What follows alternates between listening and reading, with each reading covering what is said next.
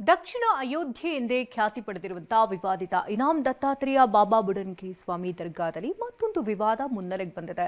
ನಿಷೇಧಿತ ಪ್ರದೇಶದಲ್ಲಿ ಮಾಂಸಾಹಾರ ಸೇವನೆಯ ವಿಡಿಯೋ ವೈರಲ್ ಆಗಿದೆ. ಇದರಿಂದ ಹಿಂದೂ ಪರ ಸಂಘಟನೆಗಳು ಆಕ್ರೋಶ ವ್ಯಕ್ತಪಡಿಸುತ್ತಿವೆ. ಬಾಬಾ ಬುಡನ್ ಸ್ವಾಮಿ ದರ್ಗಾದಲ್ಲಿ ಮತ್ತೊಂದು ವಿವಾದ. ಹೋಮ ಮಂಟಪದ ಪಕ್ಕದಲ್ಲಿ ಮಾಂಸಾಹಾರ ಸೇವನೆ ಆರೋಪ.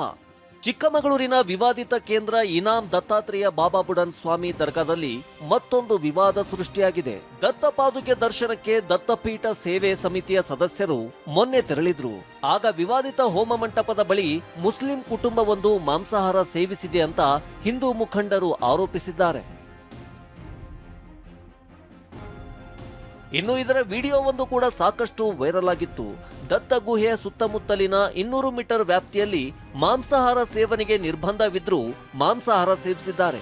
ಆದ್ರೀಗ ಪ್ರಕರಣವನ್ನ ಮುಚ್ಚಿ ಹಾಕುವ ಸಂಚು ನಡೆಯುತ್ತಿದೆ ಅಂತ ಹಿಂದೂ ಪರ ಸಂಘಟನೆಗಳು ಆರೋಪಿಸಿವೆ. ಅಲ್ಲೊಂದು ತಂಡ ಮಾಂಸಾಹಾರ ಸೇವನೆ ಮಾಡ್ತಿದ್ರು. ಎಲ್ಲಿ ಅಂತ ಹೇಳಿದ್ರೆ ಅದು ಧಾರ್ಮಿಕ ಕಾರ್ಯಕ್ರಮ ಮಾಡುವಂಥ ಹೋಮ ಮಂಟಪದ ಪಕ್ಕದಲ್ಲೇ ಅದು ವ್ಯಾಪ್ತಿ ಸೇರುತ್ತೆ, ದತ್ತಪೀಠ ವ್ಯಾಪ್ತಿಗೆ ಸೇರುತ್ತೆ, 200 ಮೀಟರ್ ಒಳಗೆ ಸೇರುತ್ತೆ. ಈಗಾಗಲೇ ಕೋರ್ಟ್ ಆದೇಶ ಇದೆ, ಅಲ್ಲಿ ಯಾವುದೇ ರೀತಿಯ ಬೇರೆ ಥರದ್ದು ಕೋರ್ಟ್ ಆದೇಶ ಉಲ್ಲಂಘನೆ ಮಾಡಬಾರ್ದು ಅಂತಲೂ ಇದೆ. ಆದರೆ ಅದು ಉಲ್ಲಂಘನೆ ಅಲ್ವಾ? ಆದರೆ ಮಾಂಸಾಹಾರ ನಿಷೇಧ ಇದೆ, ಆದರೂ ಕೂಡ ಮಾಂಸಾಹಾರ ತಗೊಂಡೋಗಿ ಅಲ್ಲಿ ತಿಂತಾಯಿದ್ರು. ಅಲ್ಲಿ ಅದನ್ನು ನೋಡಿ ನಾನು ಇಒಗೆ ಹೇಳಿದೆ, ಮತ್ತು ಅಲ್ಲಿರುವಂಥ ತಹಸೀಲ್ದಾರ್ಗೆ ಹೇಳಿದೆ. ಪೊಲೀಸರು ಹೋಗಿ ಅವ್ರನ್ನ ಕಳಿಸಿದ್ರು. ಚಿತ್ರಾನ್ನ ಪಲಾವ್ ಅಂತ ಹೇಳ್ತಿಯಾರಂತೆ. ಚಿತ್ರಾನ್ನ ಪಲಾವ್ ಆಗಿರೋ ನೆನೆ ಯಾಕೆ ಕೊಡೋರು ಚಿತ್ರಾನ್ನ ಪಲಾವ್ ತಿನ್ನೋರು? ಈ ವಿವಾದ ಸದ್ದು ಮಾಡ್ತಿದ್ದಂತೆ ಜಿಲ್ಲಾಡಳಿತ ಎಚ್ಚೆತ್ತುಕೊಂಡಿದೆ. ಆಂಧ್ರ ಪ್ರದೇಶ ಮೂಲದ ಪ್ರವಾಸಿಗರು ಊಟ ಮಾಡಿದ್ದಾರೆ.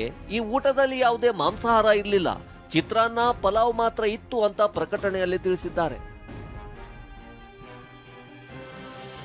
ಗಾಯದ ಮೇಲೆ ಉಪ್ಪು ಸುರಿದಂತೆ ಮಾಂಸಾಹಾರ ಸೇವನೆ ಕಿಚ್ಚು ಧಗಧಗಿಸ್ತಿದೆ.